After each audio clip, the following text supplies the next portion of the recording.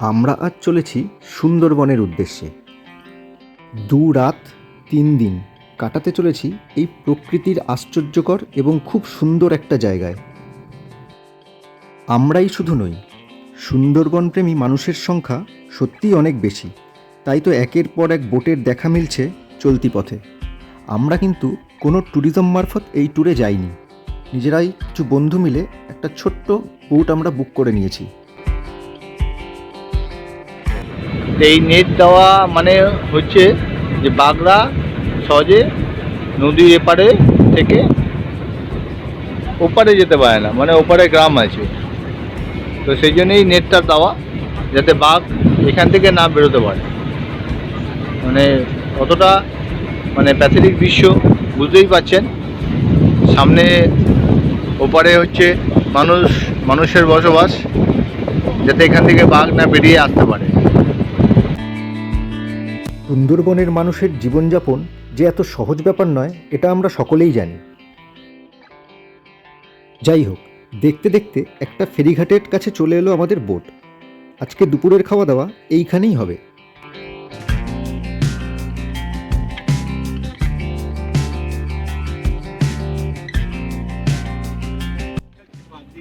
আচ্ছা, আমাদের এখন বন্ধুরা লাঞ্চ টাইম হয়ে গেছে। ভাত, সবজি, ডাল আর দেখছেন আলু ভাজা। নিচে পাশের বন্ধুও রয়েছে, আর ওখানেও নিচে রয়েছে, খেতে দিয়েছে। এখন আমরা খেতে বসেছি। কী কী মেনু হচ্ছে আপনাদের আমরা জানাচ্ছি। এটা কি সবজি? বাঁধাকপি দিয়ে নাকি? আচ্ছা, ভাত, ডাল, আলু ভাজা আর একটা সবজি দিয়েছে বাঁধাকপি, আর এখন দিল ভেটকি মাছ। নিচে দেখতে পাচ্ছেন দিয়ে দিচ্ছে গামলায় করে।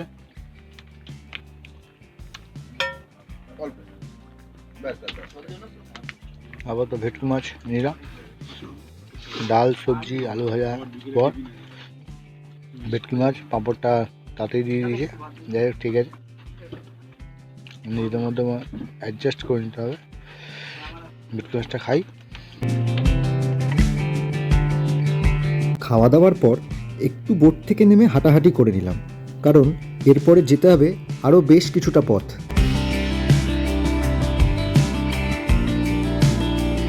বন্ধুরা, এই সুন্দরবন জঙ্গলে সফর করতে গিয়ে তো কোনো কিছুই চোখে পড়লো না সেরকম। তো এই বাঁদর মানে মাংকি যেটা বলে হনুমান, চোখে পড়লো দুটো, দেখুন। আর আমার বন্ধু কিছু বলতে চায়, একটু শুনতে পারেন। বন্ধুরা, সুন্দরবন সফলে বাঘ দেখা তো হয় না সবারই, ভাগ্যের ব্যাপার, কিন্তু সেটা হচ্ছে একটা বড় ভাগ্যের ব্যাপার। কিন্তু আমরা মাংকি দেখলাম, মানে হনুমান নাম যাকে আমরা বলি, সেটা হচ্ছে জঙ্গলে হনুমান হচ্ছে অন্য রকমেরই। তাকে আমরা দেখলাম। তাদের কালারটা হচ্ছে লাল রঙের, এবং তারা অনেক ক্ষুধার্ত থাকে, সবসময় যা পায় তাই খায়। তো যাই হোক, বাঘ দেখার উদ্দেশ্যে আমরা নিচে নেমেছিলাম কিন্তু উপর থেকে, কিন্তু আমরা দেখলাম মাংকি। তো কিছু করার নেই, বাট অনেক ছাপ আছে, সেই ছাপগুলো আমরা বুঝতে পারছি না কিসের ছাপ, মাংকি কিংবা বাঘের। তো যাই হোক, আমরা আশা ছাড়িনি।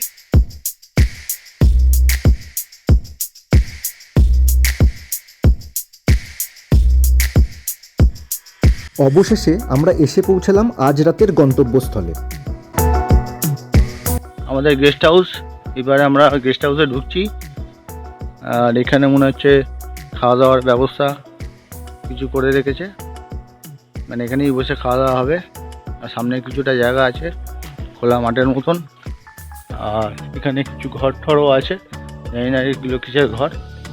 এই হচ্ছে আমাদের গেস্ট হাউস। ঠিকই আছে মোটামুটি। দেখি ওপরে কি আছে না আছে, আপনাদের ডিটেলস দেখাচ্ছি, চলুন।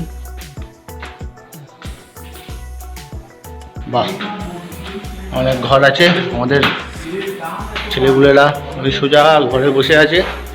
এই হচ্ছে ব্যালকনি, উপর থেকে দেখা যাচ্ছে সব কিছু সুন্দর। হোটেলে পৌঁছানোর কিছুক্ষণের মধ্যেই চলে এলো চিকেন পাকোড়া আর গরম গরম চা।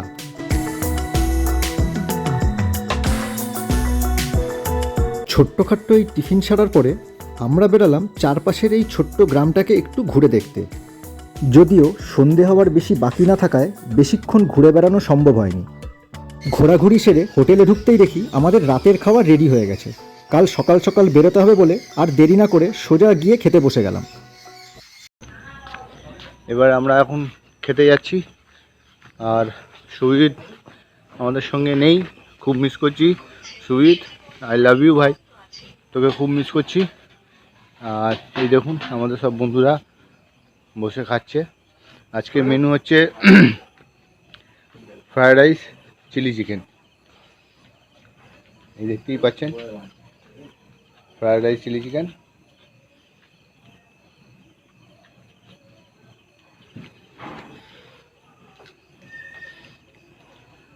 খুব ভালো খাওয়া দাওয়া। তাই ভালো হয়েছে? খুব ভালো। বাহ, সবাই বলছে খুব ভালো হয়েছে নাকি। তোমরা খেয়ে দেখি তাহলে, টেস্ট করে। ভিডিওটা যদি ভালো লেগে থাকে সাবস্ক্রাইব করতে ভুলবেন না, আর লাইক শেয়ার অবশ্যই করবেন। সেকেন্ড পার্ট নিয়ে আমরা আসছি আবার খুব তাড়াতাড়ি।